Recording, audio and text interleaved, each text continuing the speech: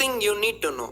Hello நண்பா, Roman philosopher Marcus Aurelius என்ன சொல்லியிருக்காருன்னா, our life is what our thoughts make it. அதாவது நம்மளோட லைஃப்ன்றது ஒண்ணு இல்ல, நம்மளோட எண்ணங்கள் உருவாக்குற ஒரு விஷயம் தான் சொல்லியிருக்காரு. நல்லதை யோசிச்சோன்னா நல்லது நடக்கும், கெட்டதை யோசிச்சோன்னா கெட்டது தான் நடக்கும். ஆனா இந்த விஷயம் இவ்வளவு சிம்பிளா இருந்தாலும் மனுஷங்களா நம்மளால வருத்தப்படாம ஓவர் திங்க் பண்ணாம இருக்க முடியாது. நம்மளோட தாட்ஸுக்கு எவ்வளவு பவர் இருக்குன்னு தெரிஞ்சுக்கிறதுக்கு J.A. ஹேட்ஃபீல்ட்னு ஒருத்தர் ஒரு எக்ஸ்பெரிமெண்ட்டை கண்டக்ட் பண்ணாரு. அவர் என்ன பண்ணாருன்னா, 3 பேரை கூட்டிட்டு வந்தாரு. அந்த 3 பேரோட மென்டல் எபிலிட்டி, அதாவது அவங்க என்ன நினைக்கிறாங்கன்ற விஷயம் அவங்களோட பிசிக்கல் ஸ்ட்ரென்த்ல எந்த அளவுக்கு வித்தியாசத்தை கொண்டு வர போகுதுன்னு கண்டுபிடிக்க நினைச்சாரு. அதனால இந்த 3 பேரையும் டைனமோமீட்டர்னு ஒரு டிவைஸை அவங்க கையில கொடுத்து பிரஸ் பண்ண சொன்னாரு. இது மூலமா அவங்களோட கிரிப் ஸ்ட்ரென்த் எவ்வளோன்னு தெரிஞ்சுக்கலாம்னு நினைச்சாரு. இவங்க 3 பேரும் நார்மல் கண்டிஷன்ல இருக்கும்போது அவங்க அந்த டைனமோமீட்டரை பிரஸ் பண்ணி பார்த்தாங்க. அப்போ அதோட ஆவரேஜ் 101 பவுண்ட்ஸ் வந்தது. இதுக்கப்புறம் அந்த சைக்காட்ரிஸ்ட் அவங்க 3 பேரையும் ஹிப்னோடைஸ் பண்ணி நீங்க ரொம்ப வீக் ஆயிட்டீங்கன்னு அவங்கள நம்ப வச்சுட்டாரு.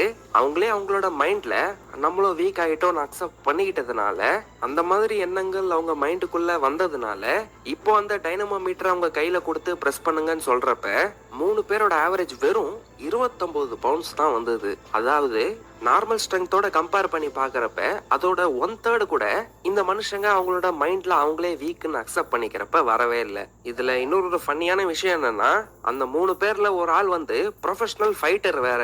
அந்த ஃபைட்டரே என் கை ஒரு குழந்தை கை மாதிரி ஆயிடுச்சுங்கன்னு சொல்றாரு. இதுக்கப்புறம் அவங்க 3 பேருக்கு சூப்பர் பவர் வந்துருச்சுன்னு அவங்களை ஹிப்னடைஸ் பண்ணிட்டு இப்போ அந்த டைனமோமீட்டரை பிரஸ் பண்ணுங்கன்னு சொல்றப்ப அதோட ஆவரேஜ் 142 பவுண்ட்ஸ் வந்தது. அவங்க மைண்ட் ஃபுல்லா பாசிட்டிவ் தாட்ஸ் இருந்ததுனால அவங்களோட ஸ்ட்ரென்த் வீக்கா இருந்தப்ப விட 500% அதிகமாயிடுச்சு. இதுதான் நல்ல மென்டல் ஹெல்த்தோட பவர். ஆனா இன்னைக்கு இந்த மாடர்ன் டே உலகத்துல மனுஷங்களோட மென்டல் ஹெல்த் ரொம்ப அஃபெக்ட் ஆகி நம்ம வருத்தப்பட்டுக்கிட்டே இருக்கிறது ரொம்ப பெரிய ப்ராப்ளம் ஆனதுனால இன்னைக்கு நம்ம how to stop worrying and start living புக்ல இருந்து இதே மாதிரி சில யூஸ்ஃபுல்லான லெசன்ஸை தெரிஞ்சுக்க போறோம்.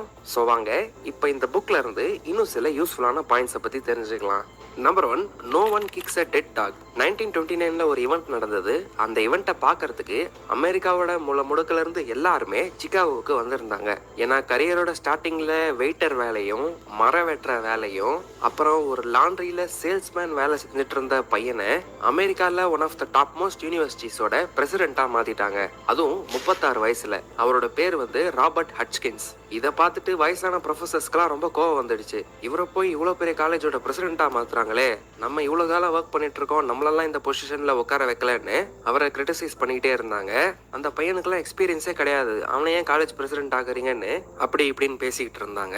இவரை பிரசிடென்ட் ஆக்க யார் ஐடியா கொடுத்தாங்களோ அதையும் வேர்ஸ்டான ஐடியான்னு சொல்லிட்டு இருந்தாங்க. ஈவன் நியூஸ் பேப்பர்லாம் கூட அவரை பத்தி ரொம்ப கிரிட்டிசைஸ் பண்ணி எழுதி இருந்தாங்க. இதெல்லாம் படிச்சு பார்த்துட்டு ஒரு ஃபேமிலி ஃப்ரெண்ட் ராபர்ட்டோட அப்பா கிட்ட கூட இப்படிலாம் எழுதியிருக்காங்களே, நீங்க அதை பாத்தீங்களான்ற மாதிரி விசாரிச்சுட்டு இருந்தாரு. அதுக்கு ராபர்ட்டோட அப்பா ஒரே ஒரு பதில் தான் கொடுத்தாரு, no one kicks a dead talk. அதாவது வாழ்க்கையில ஏதாவது ஒரு விஷயத்த நல்லா பண்ணிட்டு இருக்கிறவங்களுக்கு தான் கிரிட்டிசிசம் அதிகமா கிடைக்கும். நம்ம வாழ்க்கையில எதுவும் உருப்படியா பண்ணலனா தான் யாருமே நம்மள கண்டுக்காத மாதிரி இருப்பாங்க. சோ உங்களுக்கு அதிகமா கிரிட்டிசிசம் கிடைக்குதுன்னா நீங்க உருப்படியா ஏதோ ஒரு விஷயத்த பண்ணிட்டு இருக்கீங்கன்னு அர்த்தம். அதனாலதான் உங்களை பார்த்து அவங்க ஜெலஸா ஃபீல் பண்றாங்க. நீங்க இன்னும் நல்லா பெர்ஃபார்ம் பண்ணக்கூடாதுன்னு நீங்க பண்ற விஷயங்களை கிரிட்டிசைஸ் பண்ணிட்டு இருப்பாங்க. அதுல ஃபால்ட் கண்டுபிடிச்சுக்கிட்டு இருப்பாங்க. சோ யாராவது உங்களை இந்த மாதிரி கிரிட்டிசைஸ் பண்ணி பிரச்சனை கொடுத்துக்கிட்டே இருக்காங்கன்னா நம்மளே இப்படி சொன்னாங்க, நம்மளே அப்படி சொல்றாங்கன்னு அதை பத்தி ஓவர் திங்க் பண்ணி நினைச்சுக்கிட்டு கவலைப்படுறது டைம் வேஸ்ட் தான். ஏன்னா நல்லா ஞாபகம் வச்சுக்கோங்க, no one kicks a dead dog. Number 2, put a stop loss order on your worries. நீங்க ஸ்டாக் மார்க்கெட்ல ட்ரேடிங்ல இன்வெஸ்ட்மெண்ட் பண்ணிருந்தீங்கன்னா ஸ்டாப் லாஸை பத்தி கண்டிப்பா கேள்விப்பட்டிருப்பீங்க. இப்போ நீங்க ஒரு ஷேர்ல 5000 rupees இன்வெஸ்ட் பண்றீங்கன்னா மேக்ஸிமம் அந்த இன்வெஸ்ட்மெண்ட் மூலமா எவ்வளவு ரிஸ்க் எடுக்க போறீங்கன்னு முன்னாடியே டிசைட் பண்ணிட்டு நீங்க இன்வெஸ்ட் பண்ண போவீங்க. இப்போ எக்ஸாம்பிளுக்கு 10% தான் என்னால ரிஸ்க் எடுக்க முடியும்னு நினைப்பீங்கன்னா நீங்க அந்த ஷேரை நீங்க வாங்கினதுக்கு அப்புறம் 500 ரூபாய்க்கு மேல கீழே போயிடுச்சுன்னா உடனே ஸ்டாப் லாஸ் ஆர்டரை எக்ஸிக்யூட் பண்ற மாதிரி ஒரு ஸ்டாப் லாஸ் ஆர்டரை பிளேஸ் பண்ணிருப்பீங்க.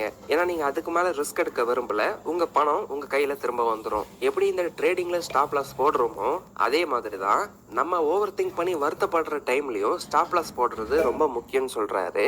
ஏன்னா ஆத்தர் டேல் கார்னிகி ஒரு தடவை இந்த ஸ்டாப் லாஸ் கான்செப்டை யூஸ் பண்ணி தான் அவர் வருத்தப்படுறதை நிறுத்தினாரு. காலேஜ்ல எல்லாம் எப்படி நம்ம ஃப்ரெண்ட்ஸோட ஒன்னா சாப்பிடுறதுக்கு வெயிட் பண்ணி சாப்பிடுவோமோ அதே மாதிரி டேல் கார்னகியும் அவரு லஞ்ச் சாப்பிட போகும்போது அவரோட ஃப்ரெண்டுக்கு வெயிட் பண்ணிட்டு இருப்பாரு. ஆனா ப்ராப்ளம் என்னன்னா, இவரு லஞ்சுக்கு போயிட்டு அரை மணி நேரத்துக்கு மேல வெயிட் பண்ற மாதிரி ஒரு சுச்சுவேஷன்ல எப்பயுமே இருக்கிறாரு.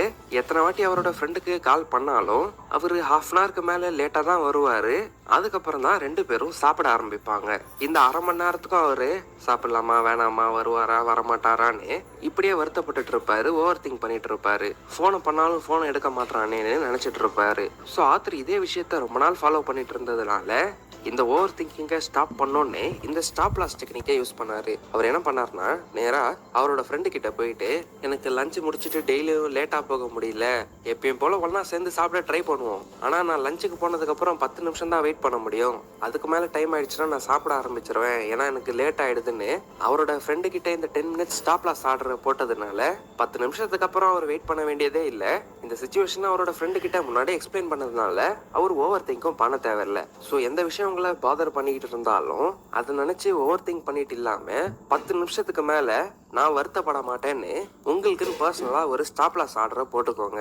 ஏன்னா நிறைய சக்சஸ்ஃபுல் பீப்புள் வந்து வருத்தப்பட மாட்டாங்கன்றது கிடையாது, அவங்களும் வருத்தப்படுவாங்க. ஆனா 10 நிமிஷத்துக்கு மேல வருத்தப்படக்கூடாதுன்னு அவங்களுக்குன்னு ஒரு பர்சனல் ஸ்டாப் லாஸ் ஆர்டரை போட்டுப்பாங்க. இந்த விஷயம் வந்து அவங்கள ரொம்ப நேரத்துக்கு ஓவர் திங்க் பண்ணிட்டு இருக்க விடாம அடுத்து என்ன பண்ணலாம்னு யோசிக்க வைக்க ஹெல்ப் பண்ணுது. Number 3, don't try to saddest. நம்ம எல்லார்கிட்டயுமே ஒரு ஜெனரலான பேட் ஹேபிட் இருக்கு. அது என்னன்னா, முடிஞ்சு போன விஷயத்த நினைச்சு வருத்தப்படுறது. ஆத்தர் வந்து நம்ம பாஸ்ட நினைச்சு ஓவரா வருத்தப்படுறதை விட பாஸ்ட்ல என்னென்ன மிஸ்டேக்ஸை பண்ணோமோ அதை அவாய்ட் பண்றதுக்கு மட்டும்தான் நம்ம பாஸ்ட்ல நடந்ததை பத்தி யோசிக்கிறது ஸ்மார்ட்டா இருக்கும்னு சொல்றாரு. மத்தபடி வருத்தப்படுறதுனால நமக்கு ஒரு பிரயோஜனமும் இருக்காதுன்னு தான் சொல்றாரு. இதே மாதிரி தான் நீங்க ஸ்டூடெண்டா இருந்தாலும் சரி, ஒர்க் பண்றவங்களா இருந்தாலும் சரி, எழுதி முடிச்ச எக்ஸாம் நினைச்சு வருத்தப்படுறதோ இல்ல ஆபீஸ்ல நடந்த பேடான எக்ஸ்பீரியன்ஸை நினைச்சு வருத்தப்பட்டு இருக்கிறத விட அடுத்து என்ன பண்றதுன்னு யோசிக்கிறது தான் நமக்கு உண்மையிலே ஹெல்ப் பண்ணுன்னு சொல்றாங்க. இதை புரிஞ்சுக்க ஆத்தர் நமக்கு புக்ல ஒரு எக்ஸாம்பிள் கொடுத்திருக்காரு. ஒரு தடவை ஒரு மேக்ஸ் டீச்சர் வந்து அவங்களோட ஸ்டூடெண்ட்ஸ் எல்லாரையும் லேபுக்கு வர சொல்லியிருந்தாங்க. மேக்ஸ் டீச்சர் எதுக்குடா லேபுக்கு வர சொல்றாங்கன்னு அவங்க எல்லாருமே கன்ஃபியூஸ்டா தான் போனாங்க. மேக்ஸ் டீச்சர் வந்து கையில ஒரு மில்க் பாட்டிலையும் கொண்டு வந்திருந்தாங்க. இந்த பாட்டில் அவங்க வேகமா அந்த லேப்ல இருந்து சிங்க்ல தூக்கி அடிச்சாங்க. இதுக்கப்புறம் அவங்க சத்தமா, நான் சொல்ல போறத நல்லா கேட்டுக்கோங்க, இந்த பால் இப்ப சிங்குக்குள்ள போய் ட்ரைனேஜ்ல போயிடுச்சு, இது இப்ப கொட்டிடுச்சுன்னு அழுது எந்த பிரயோஜனமே கிடையாது. ஏன்னா நீங்க என்ன அழுதாலும் அதுல இருந்து நமக்கு ஒரு டிராப் கூட திரும்ப கிடைக்க போறது இல்ல. இதே மாதிரி உங்களோட லைஃப்லயும் நிறைய இன்சிடென்ட்ஸ் நடந்திருக்கும். சில பேர் மார்க் கம்மியா வாங்கியிருப்பீங்க, ரிவிஷன் டெஸ்ட்ல எல்லாம் ஃபெயில் ஆயிருப்பீங்க. அந்த முடிஞ்சு போன விஷயத்தெல்லாம் நினைச்சு உங்களால இப்ப எதுவும் பண்ண முடியாது. அதை பத்தி நீங்க என்னதான் யோசிச்சாலும் எந்த சேஞ்சஸும் வர போறது இல்ல. சோ அதுக்கு பதிலா உங்க கண்ட்ரோல்ல இருக்க பிரசன்ட் மொமெண்ட்ல நீங்க என்னென்னலாம் பண்ண முடியும்னு பாருங்க. அதுதான் உங்க லைஃப்லயும் ஃபியூச்சர்லயும் உண்மையிலேயே பாசிட்டிவ் சேஞ்சஸை கொண்டு வரும்னு சொன்னாங்க.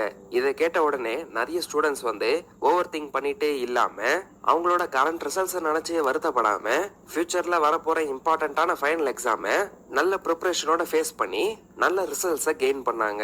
அதாவது ஓவர் திங்கிங்கை ஸ்டாப் பண்ணி ஆக்ஷன்ல இறங்கினாங்க.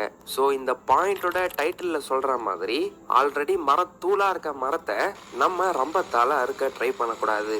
அதாவது முடிஞ்சு போன விஷயத்த நினைச்சு ஓவர் திங்க் பண்றதை விட ஆக்ஷன் எடுக்கிறது பெட்டரான விஷயம். இதெல்லாம் வந்து how to stop worrying and start living புக்ல இருந்தா உங்களுக்கு ஷேர் பண்ணியிருக்கேன். இந்த புக்ல இருக்க சில யூஸ்ஃபுல்லான லெசன்ஸை ஆல்ரெடி நம்ம சேனல்ல இன்னொரு வீடியோல அப்லோட் பண்ணியிருப்போம். அந்த வீடியோவை பார்க்கணும்னு நினைச்சீங்கன்னா இங்க கிளிக் பண்ணி பாருங்க.